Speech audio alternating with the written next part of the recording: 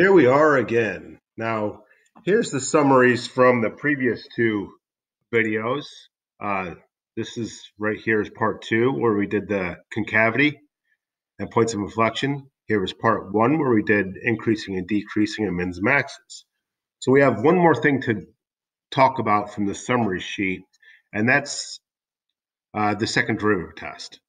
Now, the second derivative test is we're going to find the mins and maxes just like we did the first derivative. So all this is just a different way to do it.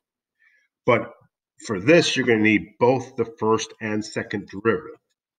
So according to this, the first thing you do is you find the critical numbers, which we already did, but we'll do it quickly again. The critical numbers don't change. It's where the first derivative is 0.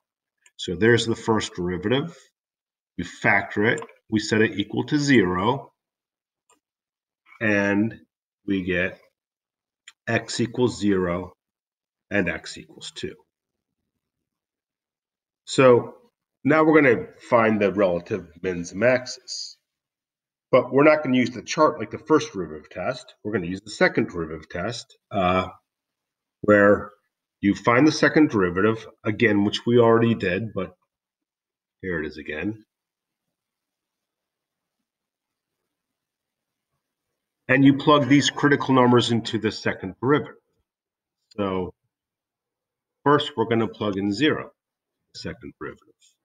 So f double prime of 0 would equal a negative 6 times a negative 1, negative times a negative, which is positive.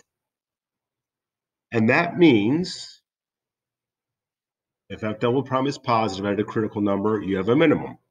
So a min at 0, comma, whatever. Next, we're going to plug in the second critical number, x equals 2. So f double prime of 2 equals, you get a negative 6, negative, times 2 minus 1 is a positive, and a negative times a positive is a negative, and that means we get a maximum. So max at 1, comma. Now, just like everything else here, to find the y-coordinate, you have to use the original function. So for the minimum, when you plug in 0, and we already did this in a previous video, but we'll do it again.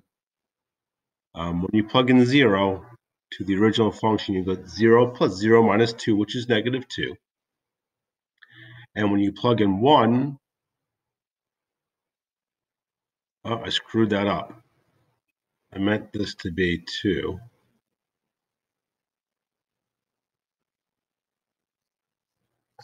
When you plug in 2, you'll get a negative 8 plus 12, which is a negative 4, positive 4, minus 2, which is 2. Here's my minus 1 for screwing that one up. So a min at 0, comma, negative 2, and a max at 2, comma, 2. That's how the second derivative test works. If we forward a little bit here, let's see. If you look back on 2 videos ago, we used the first derivative test and we got the same results. And you better get the same results because you're looking for the same thing. So min 0, negative 2, max 2, 2. Min 0, negative 2, max at 2, 2.